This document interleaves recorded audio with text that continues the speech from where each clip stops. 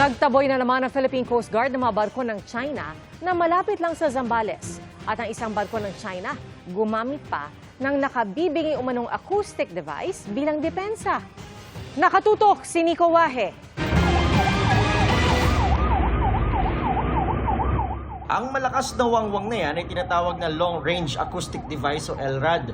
Ayon sa PCG, ginamit ito ng Vessel 3103 ng China Coast Guard kahapon habang tila nakikipagpatintero sa BRP Cabra sa Zambales. This is also our first time to experience itong paggamit ng China Coast Guard ng Long Range Acoustic Device na ang sabi ng ating mga tropa, masakit sa pandinig, no? At very close proximity dito sa barko. Paraan daw ito ng China para itaboy ang BRP Cabra, lalo't nasa di kalayuan ng CCG Vessel 5901, ang tinaguriang monster ship ng China. May hirapan silang mag-move forward because BRP Cabra is just a few hundred yards away sa China Coast Guard.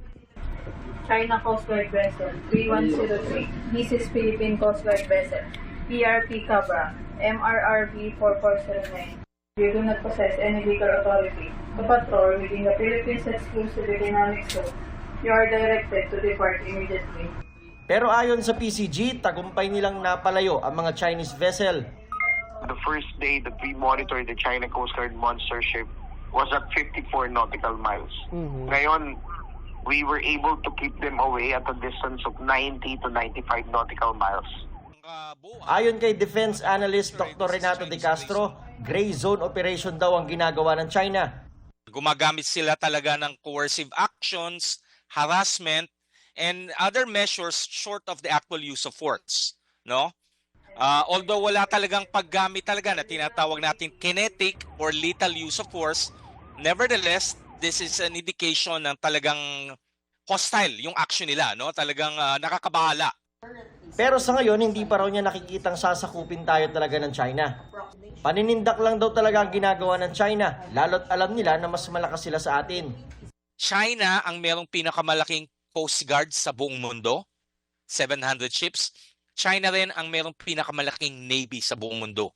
Hindi lang tayo sinisindak, inuudyukan pa tayo. Inuudyukan tayo. Kaya nyo ba magsimula? Etong kakayanan namin. Subukan nyo lang. Sa kabila ng mga pangaharas, patuloy raw na magbabantay ang PCG sa West Philippine Sea.